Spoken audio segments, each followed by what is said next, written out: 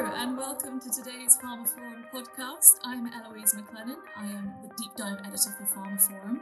I am joined today by our esteemed editor-in-chief Jonah Comstock, who is fresh from the floor at LSX in Boston.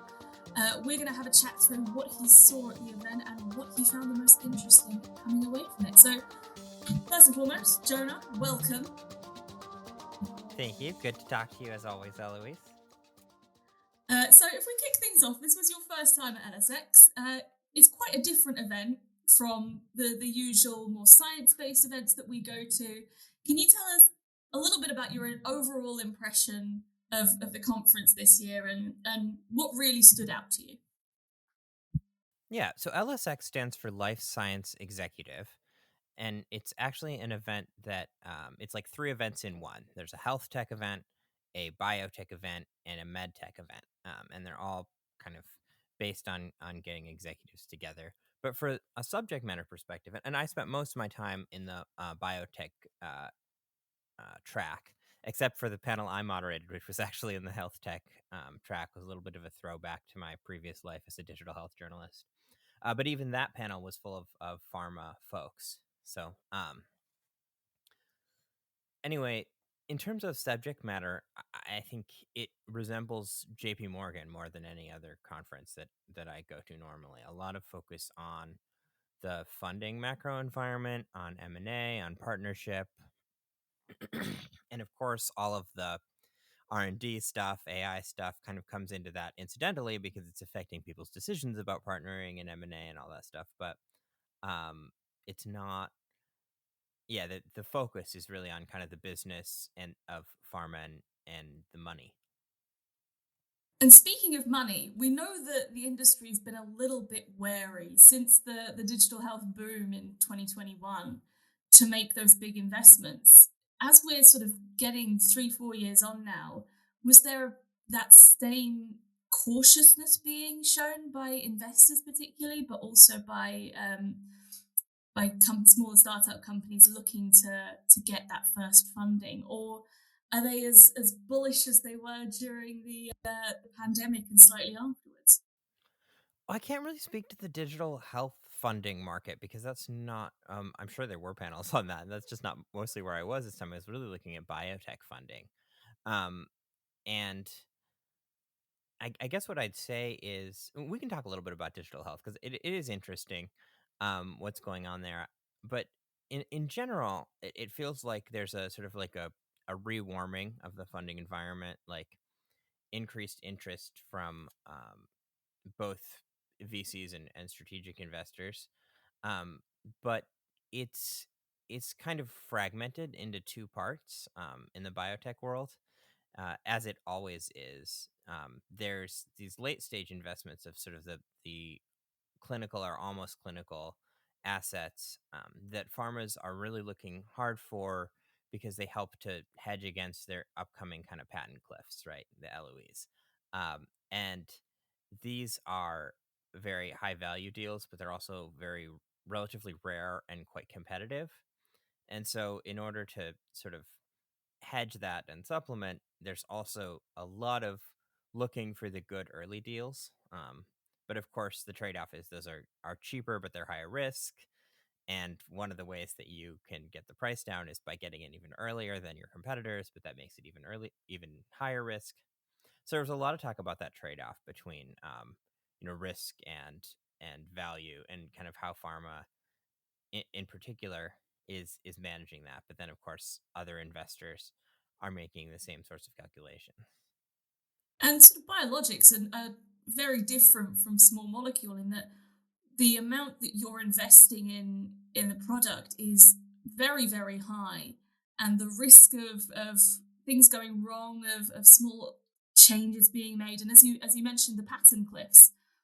When you reach a patent cliff in biologics are a very difficult market for patents. So there might be overlap in something that you don't quite know. You don't get the same generic formulas that you do for the small molecules as well. So how was the attitude towards biologic investment? Are people a bit more up to speed on what the particular challenges and demands are in that space, or are they being slightly more careful in their investment choices? Yeah, I think it definitely depends on the investor. I mean, the really big differences in strategy from investor to investor. So one kind of takeaway is for folks who are looking for investment is to really kind of do your homework about who you're talking to. But a lot of them said that they're modality agnostic. They're not necessarily only looking for small molecules or only looking for biologics, only looking for cell therapies. They're many of them are tethered to therapeutic areas. Some of them not even that. And they're looking for something that has really strong data. There are definitely different considerations in investing in these different things, especially with the IRA kind of making a big difference in the exclusivity period. And that, of course, works in biologics' favor. But I don't think I heard anyone say that this was like one of the main factors influencing an investment decision. I know you were running around all over the event floor in Boston. Can you tell us a little bit about some of the presentations that stood out most to you? Yeah, for sure. So, to be honest, because the subject matter was so on message, which is actually a good thing. It does feel like some of the presentations sort of blurred together because they were on similar topics. So it's hard to pick out individuals, but there were some really good ones looking specifically at the areas of M&A, IPO, and licensing deals, and that last one especially, I think, often gets overlooked because it's just not as sexy as M&A. But it's really important, and a lot of the deals that are being done, especially like at the forefront of technology, are licensing deals. So it was really interesting to hear how pharma companies are thinking about those. So that was a good panel. Um, there were some interesting conversation throughout about AI too, and sort of like pragmatic AI investing. Um, and then but so to kind of answer your question more granularly, um one of the very first panels of the day, there was a really interesting discussion about investing, the markets in Europe versus the United States, which I think should be interesting to our audience, which is kind of a mix. And the overall takeaway was that there is a huge difference in the valuations. That US valuations are just much higher than European valuations. And so the question was like, is that an arbitrage opportunity, right? Can you invest in these much cheaper European companies and eventually get US sized returns when they take their product to the US market? And there was a lot of back and forth about how, like, sort of yes and no, right? There's definitely an opportunity there, but um gradually those markets are stabilizing, like any like any system will eventually stabilize, and the European valuations are getting up. And the question that was asked was like, are US companies overvalued or are European companies undervalued? And no one really wanted to give a definitive answer on that, and I think the answer is maybe probably a little bit of each. But it was a really interesting conversation about like how people think about those investments. And then there's an extra wrinkle, and I think this actually came from a different panel, which is that when you talk about acquisitions and licensing, a lot of small biotechs are much more open to partnering in non-US markets, where they can get the benefit of the partner, and kind of work the kinks out, but they want to save the US market for themselves to go alone because they know it's so lucrative. So there's a little bit of kind of disconnect there. That's very interesting. We'll have to keep an eye on that moving forward to see if we do see that sort of surge in licensing and partnerships in Europe, and then that singular move in the US. That's going to be quite an interesting trend to keep an eye on. I'll add Asia Pac. There was another panel that looked at that region, and talked a lot about sort of how for a long time the Chinese biotechs were sort of me too's, or me betters, is I think what the word she used. But now you're starting to see like a lot of real innovation come out of China. So there is a lot more interest in partnering there too, which of course could be jeopardized if the Biosecure Act goes through. So that was interesting too. There's increased interest in investing in Asia too. But those markets are kind of even more nascent, but they're catching up fast. very interesting to hear how China is developing. As you say, beyond the Me Too or the Me Better, that's something that's a trend that we've seen for quite a while now. So it'd be interesting to see how that evolves. You just mentioned one thing there that obviously the US is going through a particularly uh, sort of political time. Was the upcoming election mentioned in relation to investments and whether or not the policies that we've seen entering the legislative space are impacting the way that investors are approaching deals and acquisitions and licensing? A little bit. I have to say, one of my biggest disappointments with this conference was that there was a last day kind of super panel combining the three tracks on the presidential election. And I have to be honest, it was kind of a disappointment. They didn't, it was like 15 minutes before they even talked about the election. And even after that, I think the problem with trying to do a super panel with these three tracks is that they're very different ideas and priorities. And so it just felt like quite disjointed. So they talked about digital health policy. They talked about a little bit about the IRA. They talked about what else? AI regulation. But it's interesting, because this has been such a weird election in so many ways, and because healthcare is, well, not healthcare, but specifically pharma when it comes to things like drug pricing. It's a pretty bipartisan issue. There's not as much daylight as you would expect between the two candidates.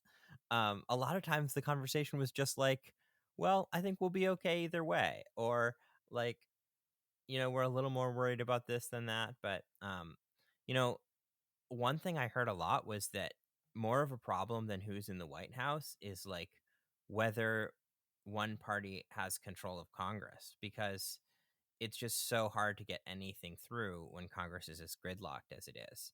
And there's been a lot of, um, healthcare stuff that's just kind of died on the table. Andy Molnar from DTA was there, and he kind of talked about some of their legislative priorities that just haven't gotten anywhere, because not because of the White House, but because of Congress. And of course, I mean, it's unlikely that this election is going to result in anything but a gridlocked Congress. So, So we were talking a little bit about AI. We've heard about AI investment for a very long time, particularly with Gen AI. Were you seeing people starting to look beyond the kind of surface level investments in AI? Where were the biggest conversations happening in terms of how we can incorporate AI into our processes? absolutely, yeah. So there was a lot of conversation about AI in terms of like evaluating AI companies for investment, right? Um, and I heard a lot of what I've sort of heard consistently, which is that there's just so much hype out there and so much like vaporware, right? That investors have become very meticulous about asking specific questions about specific value. What can you do now? What kind of data do you need to do it?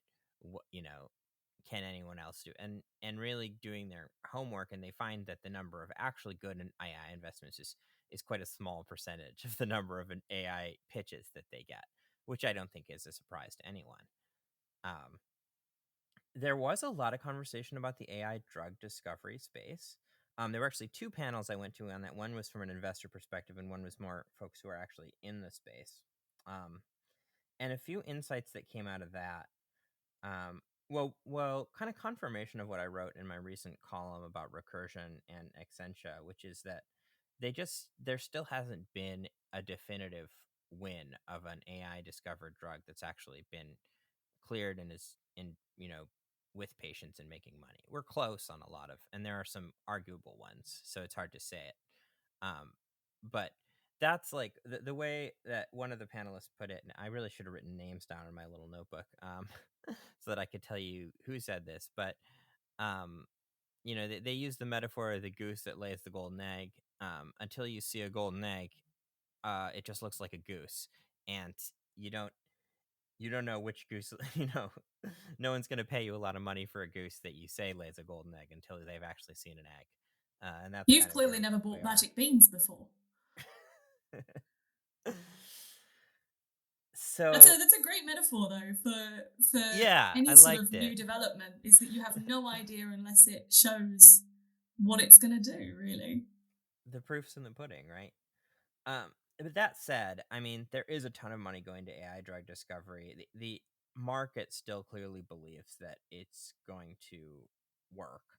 And AI drug discovery is like one blanket term that we use to talk about a lot of things. I mean, the big thing about the Recursion Exscientia merger was that it brought together a chemistry approach and a biology approach to using AI for drug discovery, which are like pretty different.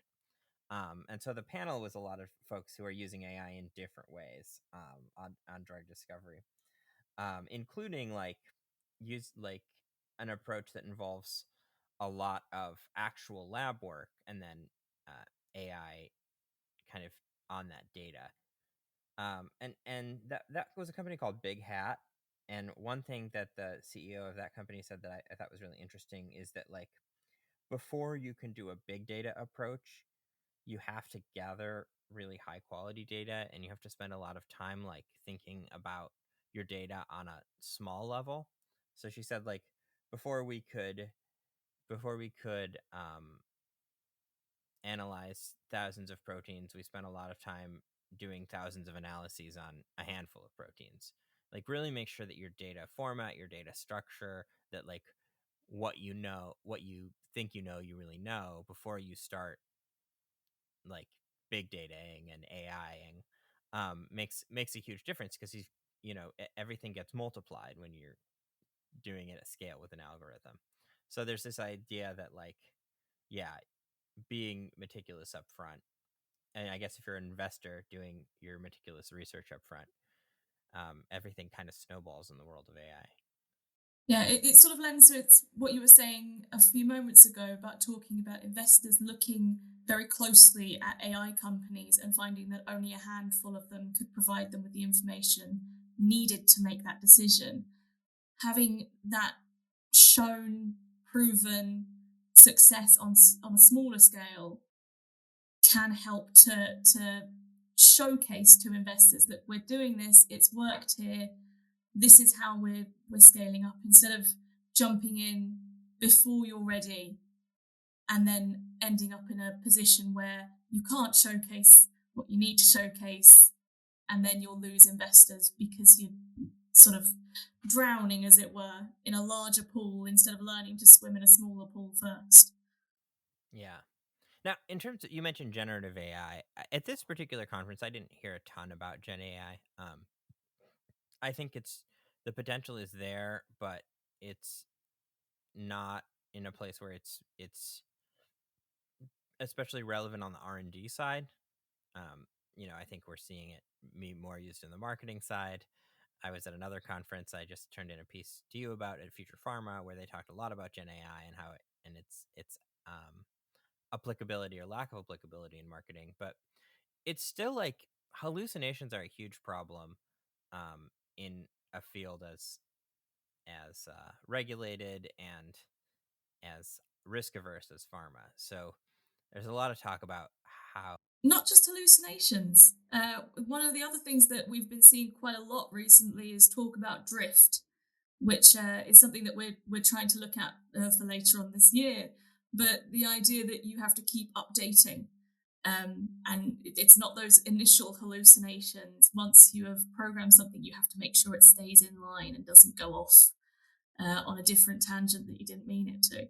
Outside the realm of healthcare, this notion that Gen AI is being trained on the internet, but the internet is getting full of things written by Gen AI. So it's increasingly in this feedback loop where it's training on itself, which means it's not going to get better. It's just going to get weird. I think is a really big question for the kind of future of this technology.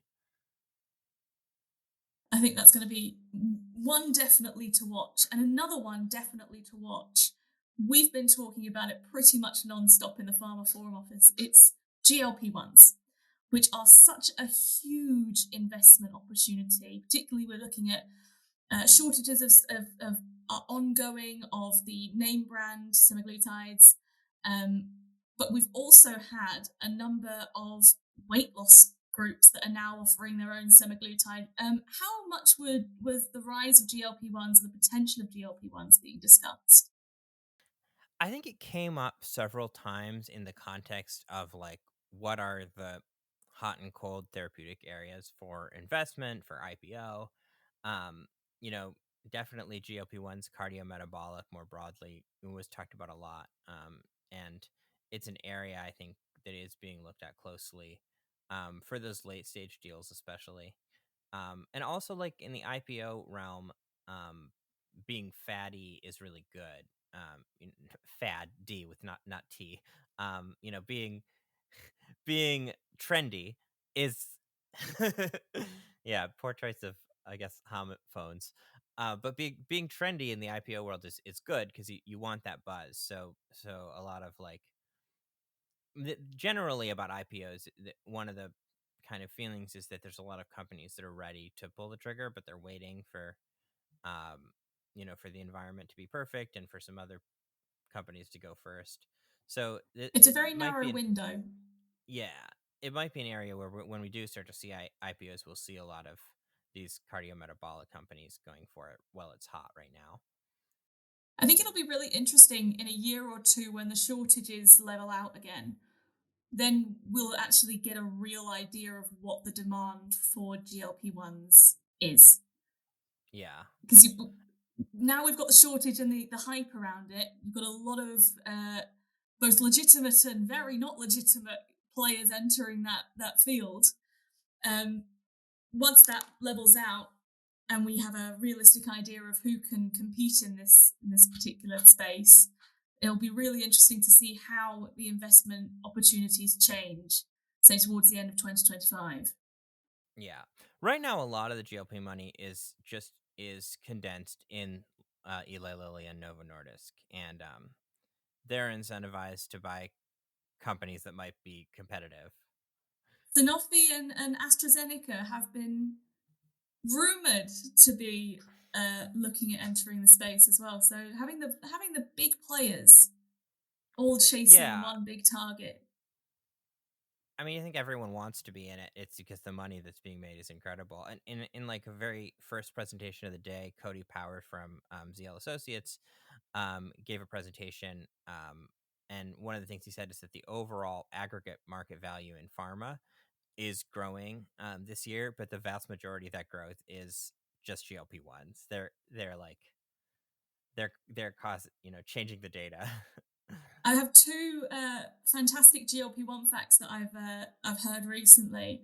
First one is that it is um, Ozempic in particular has increased uh, the GPD of Denmark, almost doubled it after a stagnant year. And also That's a wild.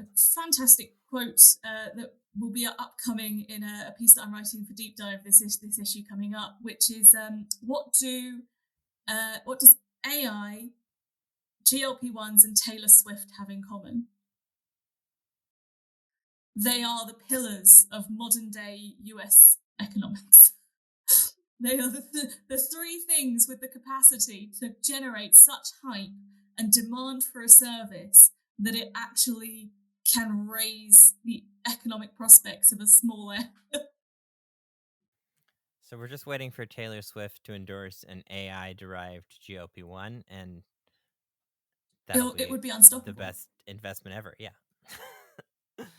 By the way, I'm just looking back through my notes. Is Chris Jeffers who said the great golden egg quote? So from Brown Rudnick. Uh, just So just for you do have it in your attribution. notes. I have it in my live blog, which everyone can go check out and get a more complete and linear idea of my thoughts about the conference. Okay, so looking at the conference as a whole, as Jonah says, you can check out his live blog if you want to have more information. But Jonah, what was your sort of biggest takeaway?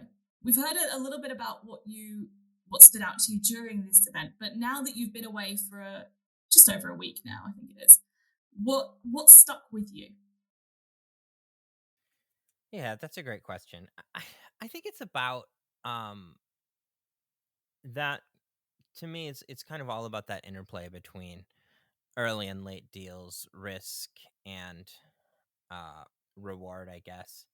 It's a it's an area where, yeah, I guess just, it's a really interesting market right now because there's so much innovation happening. There's so many companies doing really exciting things, and there is a big appetite for investing in that innovation in some way. Um, there is a market for,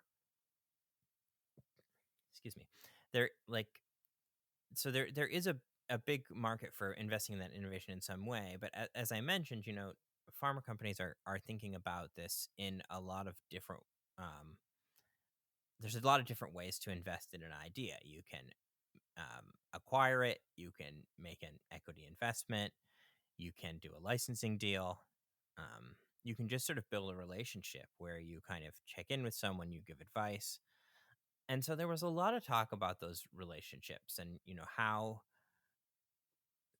smaller biotechs should be interacting with big pharmas, how to kind of protect their interests while still being open and honest and maximizing the chances of the right relationship at the right time, whether it's an investment or a licensing deal or a partnership. um, that's really the game right now. The big pharmas want to have a lot of touch points with the small companies, so that when that moment is perfectly right, where the risk is lowest and the reward is highest, they have the best chance of being the one who gets to swoop in and make that acquisition. And the biotechs really, they need capital and they need a lot of the other things that pharma can offer: experience, advice. Um, so it's all about relationship building right now. And there was a lot of good advice about kind of how to build those relationships. And the one that really stuck out was like pharma companies saying, like, just be honest. Obviously you have to keep some things to yourself, but don't try to inflate your numbers. Don't try to pretend that your problems aren't problems or don't exist, because the big pharma company you're talking to has so many more resources to check your story than you think they do, and they're gonna find out. And that's gonna taint your relationship, because even if the you know 90% of the time the problem you're trying to hide is smaller than the problem of a company that's going to try to hide things from us. So a lot of the advice was just around, like, you know build those relationships, build them with honesty and authenticity. Look for the win-win at every stage. And there's just a lot of added value that can come from the partnership between big pharma and small biotech if you do that. So that was my biggest takeaway. I think that's a really interesting point at the end. The idea that if you're not upfront, the person that you're going to might be able to help or might have the solution to your problem if they know what the problem is. But if you kind of go in and go, oh no, everything's absolutely fine, and then you get found out, it's not going to go well. And pharma has some of the greatest investigators and lawyers you will ever meet in your life.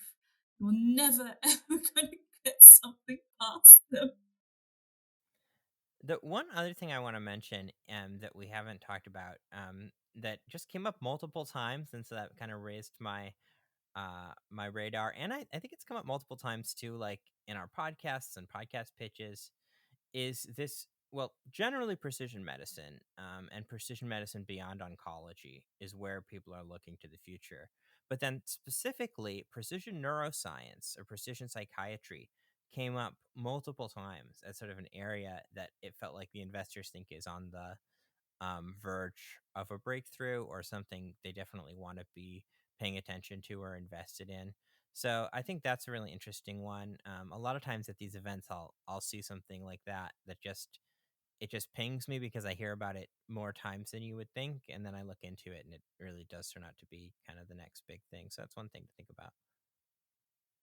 I think that's going to be a really fascinating space to watch because we've been talking about more brain health in general, um, for most of this year, I think. So I think the idea of precision psychiatry is something that I haven't heard as much as maybe neurology, but I think that's going to be a really fascinating space to watch.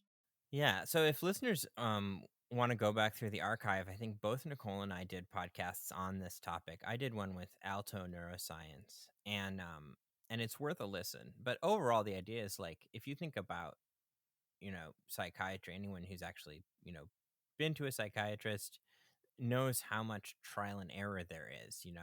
Try this for a few weeks, see how you feel. We'll try something else. We'll adjust the dosage. And it's kind of insane. There's very few other areas of healthcare where we're that sort of blasé about prescribing and that subjective about it. And so the idea is like, we have so much data now. We have AI, we have novel biomarkers, we have ways to monitor behavior. Like, let's see if we can actually make psychiatry and neuroscience a little more robust. And then on the R&D side, use that robustness to develop precision drugs. So That's going to be really interesting, particularly looking at how quickly it's changed as well, as the stigma surrounding sort of anything to do with brain health that isn't a tumor comes a bit more to the forefront. We're seeing more willingness to invest in mental health treatment, and not just that, but regulatory incentives. You've got government incentives to work on these treatments. So I think that's going to be really interesting to see how much more rapidly that develops than perhaps other sectors might have done in the past, because we are in such a technology enriched era. yeah, absolutely. That's all we have time for today. Jonah, thank you so much for joining me. I think it's been a fascinating conversation. If you want to hear more from pharmaphorum, please do check out our podcast archive. If you want to see more of what Jonah's been talking about at LSX, check out the live blog. You can also check out the upcoming deep dive edition, which will focus on commercialization as well. We have quite a bit about investment in there, so please do check that out. You can hear us on any of your podcast platforms, wherever you like to get your podcasts, and we will look forward to seeing you and hearing from you soon. Thanks, Jonah. Thanks, Eloise. Great chatting with you as always.